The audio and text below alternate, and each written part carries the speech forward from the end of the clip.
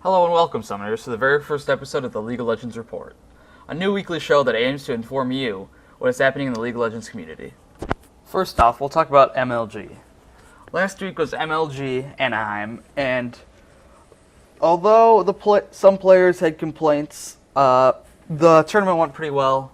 The standings came out as TSM coming in first place, CLG North America coming in second place, Dignitas coming in third place, and Dynamic coming in fourth place, which if that sounds familiar to you, it's exactly what happened at IPL4, so not much news there.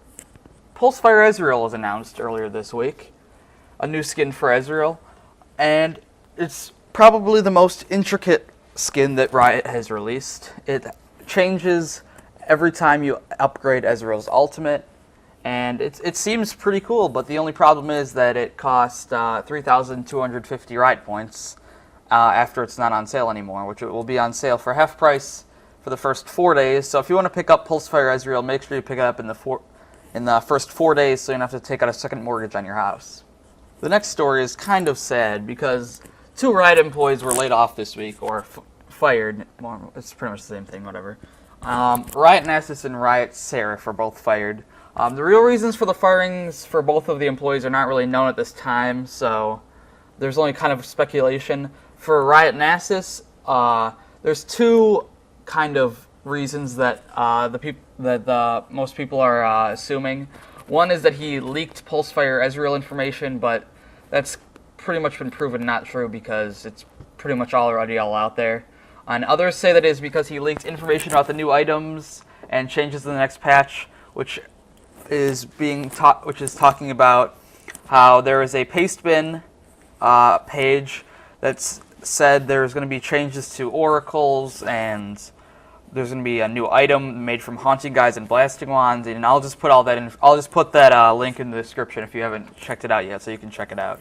For Riot Seraph, it's thought that he was fired because he posted a parody of the classic, He-Man video it's from a link. You can find it from pretty much any video on YouTube. There'll be a link to it.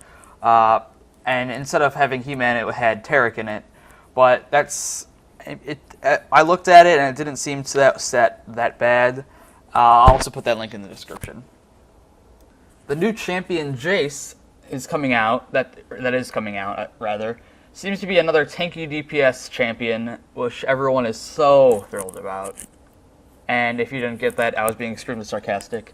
This is known because Freak had a 9210 mastery page, which is pretty standard for tanky DPS characters on his account. So most people are assuming that Jace is a tanky DPS character, which is extremely common, so not many people are very excited about that. As for any other information on Jace, not much is really known at this time still. Yeah, that's pretty much it. Nothing's really known about him, but another tanky DPS character, it seems like. I'm not that excited for that. GESL and DreamHack are both happening this weekend, and both of them so far have been plagued with problems. I'm recording this on Sunday, so GESL is just about finished. It looks like TSM is going to take the win, even though right now TSM has won the first game, but has not won the second game yet. But they just destroyed CLG Black in the first game, so I'm just going to assume that they're going to win, but don't hold me to it. DreamHack is still going to another day. It is about 4 in the morning there right now. 2 in the morning there, so they're done streaming. They're gonna finish tomorrow, or maybe, yeah, I'm pretty sure they're gonna finish tomorrow. So there's that. But both of them have been plagued with problems. DreamHack had a DDoS problem, which means different. They're basically getting spammed with ping requests, and there's not much you can do about it. That's pretty much it. And GESL had just problems with everything. They had problems with the North America servers. They had problems with the tournament servers, and then now they have problems with their spectator mode. So right now I'm just looking at CLG Black do nothing, and it's been a pretty bad week for gaming, for esports.